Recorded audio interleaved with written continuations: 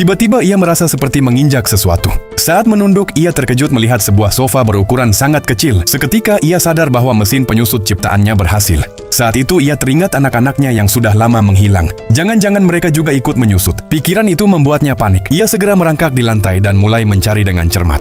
Saat tiba di dekat sapu, ia teringat bahwa beberapa waktu lalu ia sempat membersihkan rumah. Bisa jadi, tanpa sadar, anak-anaknya ikut terbuang bersama sampah. Ia pun mengambil kaca pembesar dan mulai menggeledah kantong sampah. Benar saja, ia menemukan bagian kantong yang robek. Ia menduga anak-anaknya jatuh ke halaman rumput. Untuk menghindari kemungkinan menginjak mereka, ia berjalan sangat hati-hati sambil menggunakan alat bantu penglihatan. Namun tanpa sengaja, ia tersandung selang air hingga memicu semburan keras. Di sisi lain, anak-anak yang berada di rumput langsung berlari panik. Beruntung, sang ayah cepat mematikan keran air tersebut. Dalam pelarian, anak-anak itu menemukan sepotong biskuit besar dan langsung memakannya karena lapar. Tiba-tiba, seekor semut mendekat membuat mereka segera bersembunyi. Salah satu dari mereka mendapat ide. Semut mampu mengangkat beban berkali-kali lipat dari tubuhnya. Jika bisa dijinakkan, semut itu bisa dijadikan kendaraan. Mereka pun menggunakan biskuit sebagai umpan dan berhasil membuat semut itu mengikuti mereka. Sementara itu, sang ayah menggunakan alat khusus agar bisa mengamati dari atas tanpa membahayakan anak-anak. Karena kelelahan, ia akhirnya menceritakan semuanya kepada istrinya dan meminta bantuan untuk ikut mencari. Tetangganya yang melihat tingkah aneh mereka hanya bisa kebingungan.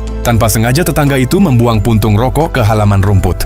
Bagi anak-anak, benda itu justru menjadi penyelamat karena memberi mereka api untuk penerangan. Mereka juga menemukan tempat berlindung di dalam sebuah mainan besar. Keesokan harinya, tanah tiba-tiba bergetar hebat. Ternyata sepupu mereka sedang menyalakan mesin pemotong rumput. Anak-anak itu segera berlari menyelamatkan diri dan bersembunyi di lubang cacing.